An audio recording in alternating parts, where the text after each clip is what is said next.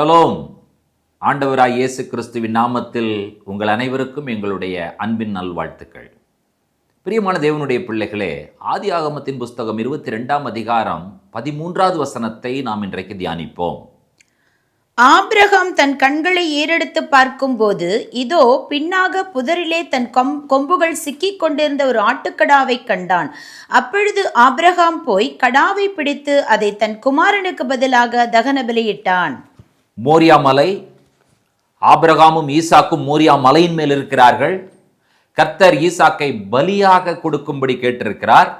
கட்டைகள் அடுக்கப்படுகிறது. கட்டைகளின் மேலே ஈசாக்கு கடத்தப்படுகிறார். ஆபிரகாம் ஈசாக்கை பலியிடுவதற்கு ஆயத்தமாகும் பொழுது கர்த்தர் சொல்லுகிறார், பிள்ளையாண்டான் மேல் உன் கையை போடாதே என்று சொல்லி. வசனம் என்ன சொல்லுகிறது? கண்களை ஏறெடுத்து பார்க்கிறார். பின்னாக புதரிலே கொம்புகள் சிக்கி இருக்க கண்ட ஒரு ஆட்டுக்கடாவை பார்க்கிறார் என்று சொல்லி பார்க்கிறோம். இப்போ நம்ம லிட்டரலாக படிக்கும்போது நம்ம என்ன புரிஞ்சுக்கிறோம்? பின்னால் திரும்பி பார்த்தார்னு சொல்லி. வசனம் சொல்லுகிறது ஏறிட்டு பார்த்தார். அது ஏறிட்டு பார்த்தார் என்று சொன்னால் இப்படி பார்க்கிறது. ஏறிட்டு பின்னால பார்த்தார் என்று சொல்லும் பொழுது நீங்களும் நான் நினைப்பதை போல ஏறிட்டு பின்னால திரும்பி பார்க்கவில்லை. ஏறிட்டு அவர் வாழ்ந்த காலத்திலிருந்து அவர் நிற்கிற அதே இடத்திலே 2000 ஆண்டுகளுக்கு பின்பாக அவருடைய மகனுடைய இடத்தை இன்னொருவர் எடுப்பதை அவர் பார்க்கிறார். அந்த ஆட்டுக்குட்டி யாரை குறிக்கிறது? நம்முடைய ஆண்டவராய் இயேசு கிறிஸ்துவை குறிக்கிறது. அதிலே பின்னிட்டு பார்த்தார்.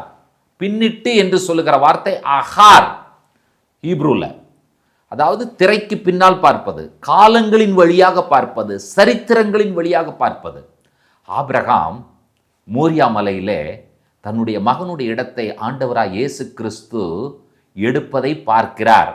இதை ஆபிரகாமை பற்றி சொல்லும் பொழுது ஆண்டவராய் இயேசு கிறிஸ்து யோவான் எழுதின சுவிசேஷம் 8ஆம் அதிகாரம் 56வது வசனத்தை வாசிப்பீர்கள் என்று சொன்னால், உங்கள் பிதாவாய் ஆபிரகாம் என்னுடைய நாளை காண ஆசையாயிருந்தான், கண்டு களி கூர்ந்தான் என்று சொல்லுகிறாரே. ஆண்டவராய் இயேசு கிறிஸ்து எதை சொல்லுகிறார்? அவருடைய மரணம், அடக்கம், உயிர்த்தெழுதலை பற்றி சொல்லுகிறார். ஆபிரகாம் தான் வாழ்ந்த காலத்திலே மோரியா மலையிலே அதே இடத்திலே ஆண்டவராய் இயேசு கிறிஸ்துவினுடைய மரணத்தையும் அடக்கத்தையும் உயிர்த்தெழுதலையும் பார்த்தார். எவ்வளவு அற்புதமான ஒரு விஷயம் என்பதை யோசித்து பாருங்கள். பிரியமான தேவனுடைய பிள்ளைகளே, ஆபிரகாமின் தேவன், ஈசாக்கின் தேவன், யாக்கோபின் தேவன் உங்களுக்காகவும் எனக்காகவும் ஒரே பேரான குமாரனை இந்த பூலோகத்திற்கு அனுப்பினபடியினால் நீங்களும் நானும் பெற வேண்டிய தண்டனையை அவர் பெற்றுக்கொண்டார் என்பதை இந்த நாளிலே நாம் பெற்றுக்கொள்ளக்கூடிய நற்செய்தியாக இருக்கிறது.